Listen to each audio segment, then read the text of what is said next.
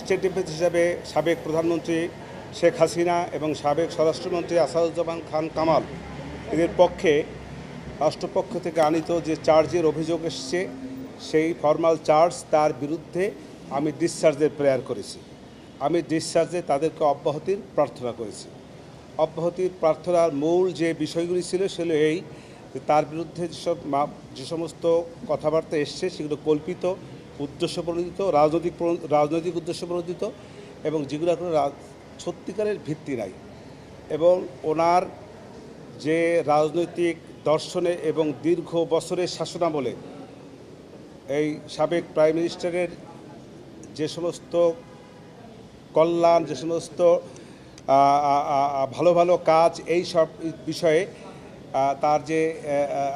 তার প্রতি রাজনৈতিকভাবে ঈর্ষান্বিত হইয়া এই মামলাটার আনয়ন করা হয়েছে।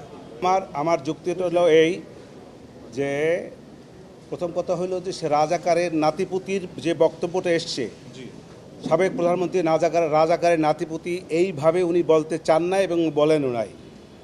আর রাজাকারকে ধ্বংস করে দেওয়া, তাদেরকে হত্যা করা, এরকম একটা প্রশ্ন আসছে এই মামলার মধ্যে।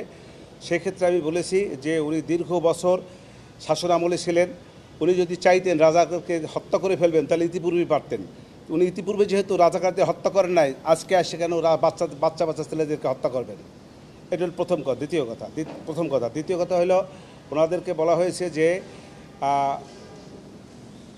তাপস সাহেবের সঙ্গে উনি ফোনালাপ করেছেন, সেই ফোনালাপে বিভিন্ন ছাত্রদেরকে হত্যার নির্দেশ দিয়েছেন। আমি বলেছি এটা সঠিকটা, এরকম কোনো নির্দেশ প্রশাসনের পক্ষ থেকে কোনো ডকুমেন্টারি কোনো এভিডেন্স তাদের কাছে নাই।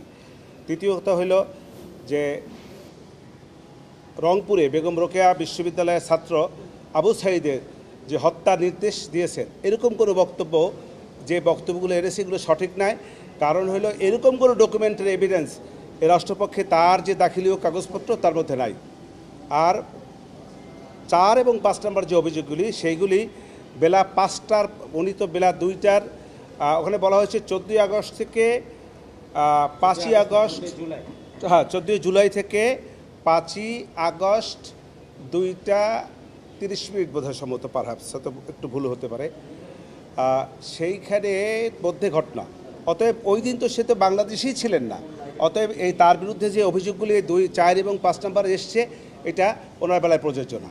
আমার প্রার্থনা হলো আমি চাচ্ছি আসামিদেরকে এই মামলার দায় হইতে অব্যাহতি।